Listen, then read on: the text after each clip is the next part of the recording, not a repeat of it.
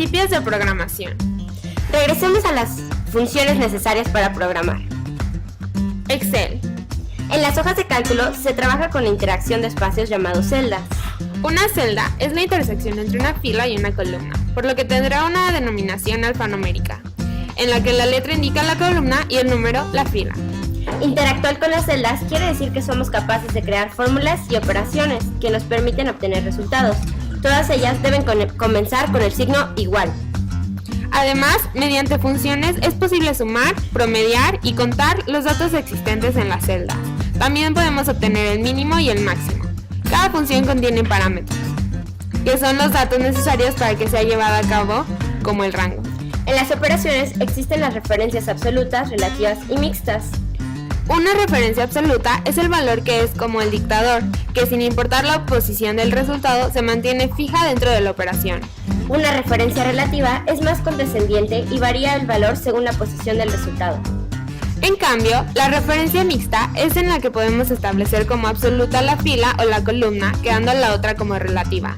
Al trabajar, también ocupamos los signos llamados operadores relacionales, conocidos comúnmente como los cocodrilos.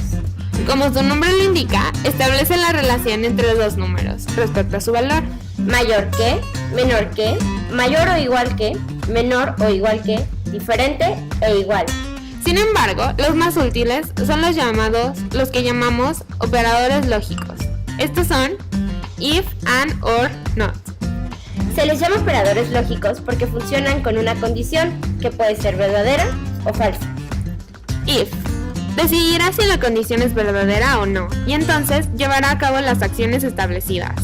And es como el profesor exigente, evaluará dos condiciones y solo en el caso de que ambas se cumplan lo considerará como verdadero.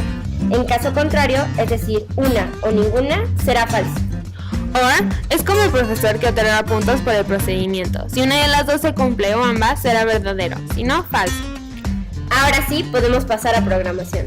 ¡Yay! Como todo software tiene un ciclo de vida. Comienza con el planteamiento del problema. Se detecta la necesidad, es decir, lo que va a hacer el programa. Ahora se señalan los pasos para solucionar el problema y según la información a obtener, se buscan los datos necesarios para el resultado.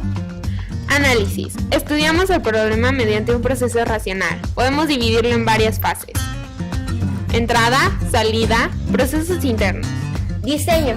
Definir cómo se llevarán a cabo las funciones. Llegamos a la solución del problema mediante algoritmos y diagramas de flujo. Desarrollo o programación.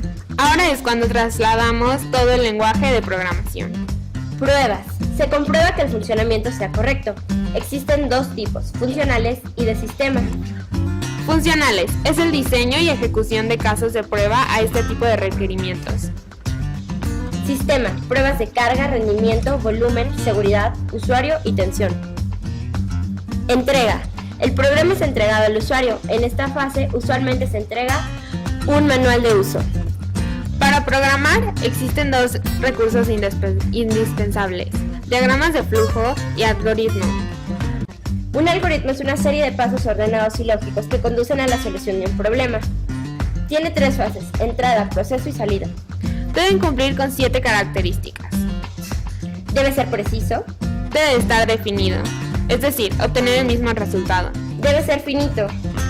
Tiene que estar numerado. Debe comenzar con inicio y terminar con fin.